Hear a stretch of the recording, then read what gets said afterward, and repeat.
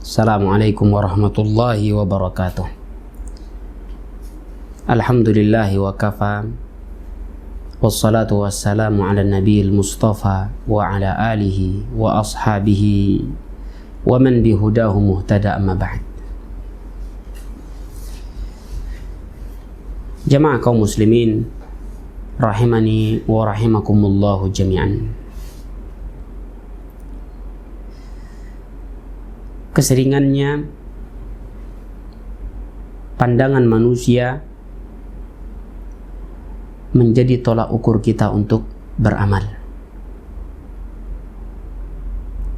Keseringannya penglihatan manusia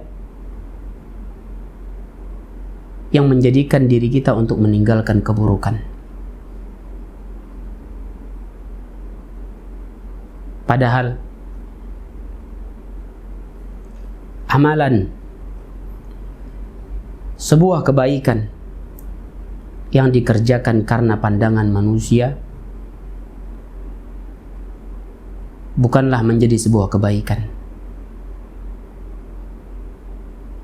Sebaliknya, keburukan yang ditinggalkan karena pandangan manusia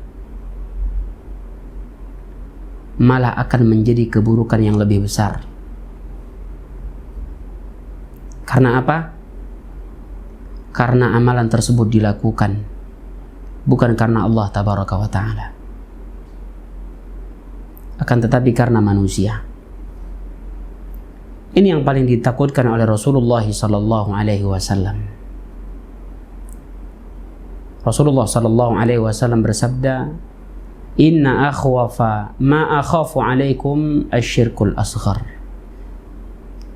Sesungguhnya yang paling aku takutkan terhadap kalian dari hal-hal yang paling aku takutkan adalah syirik kecil,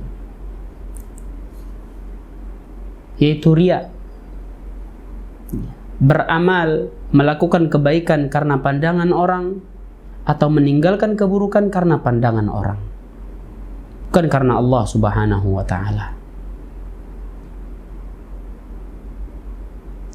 Jamaah yang dimuliakan oleh Allah tabaraka wa ta'ala, terkadang itu terjadi dalam diri kita tanpa kita sadari. Maka perlu kita terus berbenah bagaimana agar kita menjadi hamba-hamba Allah as-sadiqin, orang-orang yang jujur, orang-orang yang tulus, ibadahnya jujur dan tulus karena Allah dan untuk Allah subhanahu wa ta'ala. Kebaikan yang dia kerjakan tak sedikit pun karena pandangan manusia. Keburukan yang dia tinggalkan karena tulusnya dia takut kepada Allah tabaraka wa ta'ala. Ini membutuhkan latihan. Latihan demi latihan agar kita terbiasa beribadah hanya karena Allah tabaraka wa ta'ala, mengeluarkan harta kecil maupun besar karena Allah subhanahu wa ta'ala, bersedekah, menolong orang bukan karena orangnya yang ditolong, bukan karena orangnya berpengaruh, bukan karena orangnya memiliki harta, akan tapi kita tolong karena mengharap balasan Allah tabaraka wa ta'ala. Itulah orang-orang yang ikhlas. Bahkan sekalipun terkadang orang yang ditolong tak mengerti kata syukur.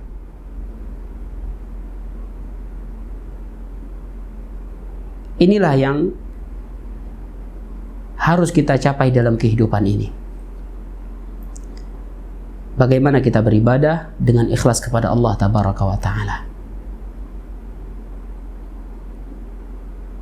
Maka perhatikanlah dari ibadahmu kualitasnya, bukan kuantitasnya. Kualitas bagaimana keikhlasannya, bukan berapa banyaknya.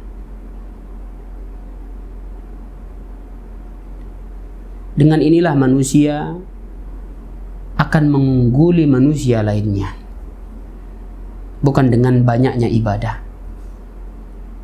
akan tetapi dengan betapa berkualitasnya keikhlasan ibadahnya. Kita bisa lihat bagaimana Abu Bakar Siddiq radhiyallahu anhu mengungguli para sahabat yang lainnya, bukan dari kuantitas ibadah, akan tetapi dari kualitas ibadah yang dia kerjakan ikhlas karena Allah Subhanahu wa ta'ala.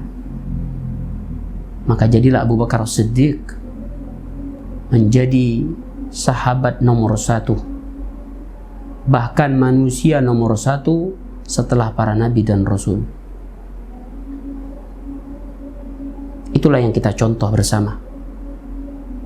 Semoga Allah Subhanahu wa ta'ala berikan taufiknya kepada kita semua agar terus-menerus berbenah, meningkatkan kualitas ibadah, meningkatkan kualitas ikhlas kita dalam ibadah.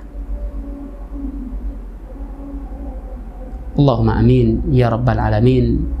Wa sallallahu wa sallam ala nabina Muhammad wa ala alihi wa ashabihi ajma'in. Wassalamualaikum warahmatullahi wabarakatuh.